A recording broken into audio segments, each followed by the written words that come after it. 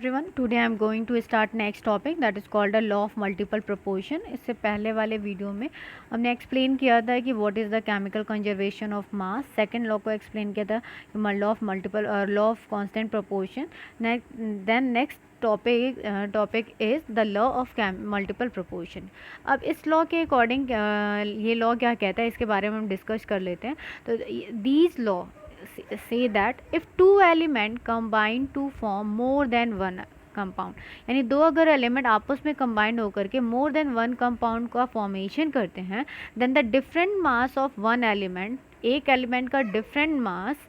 Which combined with the fixed mass of the other element, यानी एक element का different मास जो होगा वो दूसरे एलिमेंट के फिक्स मास के साथ कंबाइंड होगा और bear a simple ratio two one another, और जो उनका रेशियो होगा वो कैसा होगा, सिंपल होगा। एग्जाम्पल के फॉर्म में अगर हम देखते हैं, जैसे मैंने एक एग्जाम्पल लिया हुआ है, हाइड्रोजन का ही लिया हुआ है कि hydrogen when hydrogen is react with oxygen then form a water, and hydrogen is also react with excess amount of oxygen then form a hydrogen peroxide.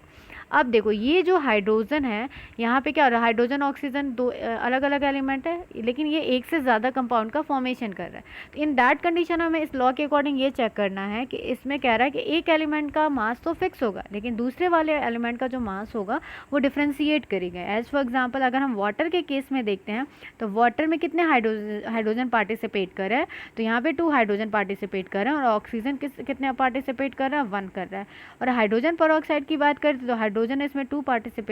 Participate कर, ऑक्सीजन कितना हो गया, 2 हो गया। तो अगर बाई मास की भी अगर हम बात करते हैं तो 1 हाइड्रोजन का, अगर वाटर के केस में दे तो 1 हाइड्रोजन का एटॉमिक मास कितना होता है, 1 होता है। यहाँ पे 2 हाइड्रोजन, तो हाइड्रोजन का एटॉमिक मास कितना हो गया। तो वाटर के केस में देखो हाइड्रोजन 2 पार्ट यानी 2 ग्राम पार्टिसिपेट कर रहा है, और ऑक्सीजन कितना यहाँ पे 1 है, तो 1 ऑक्सीजन का एटॉमिक मास कितना होता है, 16, यानी ऑक्सीजन का कितना पार्ट पार्टिसिपेट कर रहा है, तो 16 ग्राम पार्ट जो है वो पार्टिसिपेट कर रहा है। इसी तरीके हम हाइड्रोजन पेरोक्साइड की बात करते हैं तो हाइड्रोजन पेरोक्साइड में देखो यहाँ पे हाइड्रोजन पेरोक्साइड कितना है, हाइड्रोजन 2 है और ऑक्सीजन 2 है, तो हाइड्रोजन का कितना पार्ट पार्टिसिपेट कर रहा है, तो 1 हाइड्रोजन का 1 ग्राम मास होता है, 1 मास, और 2 हाइड्रोजन 2 मास हो गया। तो यहाँ पे हाइड्रोजन का कितना पार्ट पार्टिसिपेट कर रहा है, 2 ग्राम पार्टिसिपेट, और ऑक्सीजन यहाँ पे कितने 2 है, तो एक ऑक्सीजन का अगर 16 होता है तो 2 का कितना हो जाएगा, 16 इंटू 2 यानी 32। यानी हाइड्रोजन पेरोक्साइड के केस में क्या हो रहा है, हाइड्रोजन आपका सेम है, हाइड्रोजन कितना है आपका 2 पार्ट ही, लेकिन ऑक्सीजन का पार्ट कितना है 32 है। तो यानी वाटर और हाइड्रोजन पेरोक्साइड के भी अब दोनों में देखते हैं तो हाइड्रोजन का मास क्या है, कांस्टेंट है, इसका मास डिफ्रेंशिएट नहीं कर रहा है, लेकिन ऑक्सीजन का मास जो है वो डिफ्रेंशिएट कर रहा है। दोनों में ऑक्सीजन जो है डिफरेंट मास के फॉर्म में रिएक्ट कर रहा है, और इन दोनों में ऑक्सीजन का रेशियो निकालेंगे तो वो सिंपल रेशियो आएगा 16 फर्स्ट पार्ट में एंड सेकेंड पार्ट में 30, नहीं 16:32, दैट इज कॉल्ड 1:2। इसके अलावा एक और एग्जाम्पल देख लेते हैं, जैसे नाइट्रोजन के केसेस होते हैं कि नाइट्रोजन जो होता है ऑक्सीजन के साथ रिएक्ट करता है तो different form of oxide form करता है, जैसे N2 that is called nitrous oxide, N2O2 भी फॉर्म करता है, N2O3 भी फॉर्म करता है, N2O4 भी फॉर्म करता है, और N2FO5 भी फॉर्म करता है। तो फर्स्ट अगर केस में देखते हैं नाइट्रोजन नाइट्रस ऑक्साइड के फॉर्म में, तो नाइट्रोजन कितना है 20, सॉरी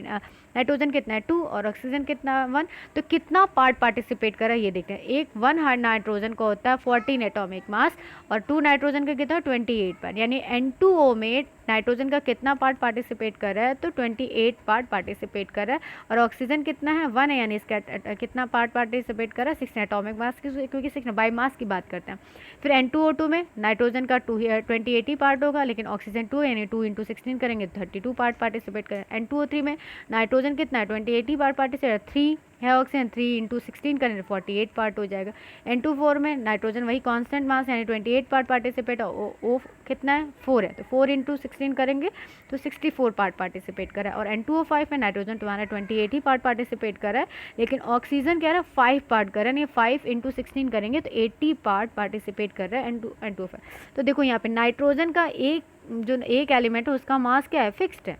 लेकिन दूसरे एलिमेंट का मास क्या है, डिफ्रेंशिएट कर। और यही कह रहा है इस लॉ में कि when one element is combined with next element and form more than one compound, then the one element mass is fixed but another element mass is not fixed. It will be differentiated and the number and the ratio जो होगा वो क्या होगा, simple ratio होगा. तो यहाँ पे अगर हम इसका रेशियो निकालते हैं डिफरेंट पार्ट में ऑक्सीजन का पार्टिसिपेट, तो 16:32:42:64:80. यानी अगर हम देखते हैं तो यहाँ पे देखो पैराग्राफ में मैंने एक्सप्लेन किया, the mass of oxygen which combined with same mass of nitrogen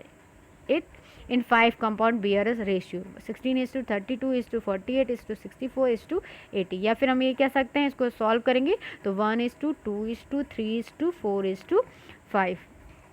तो ये आपका कहता है लॉ ऑफ मल्टीपल प्रोपोर्शन. फिर से एक बार और एक्सप्लेन कर देती हूँ कि लॉ ऑफ मल्टीपल प्रोपोर्शन का मतलब ये होता है कि जब दो या दो से ज़्यादा दो एलिमेंट आपस में कंबाइंड होकर के मोर देन वन कंपाउंड का फॉर्मेशन करते हैं, तो उसमें से एक एलिमेंट का जो मास होता है वो फिक्स होता है, बट अदर एलिमेंट का जो मास जो उसके साथ कंबाइंड करता है वो डिफ्रेंशिएट होता है और डिफर होता है, और उनका जो रेशियो होता है वो एक दूसरे से सिंपल होता है, एक दूसरे के यानी जो रेशियो ऑब्टेन होगा that is a simple ratio.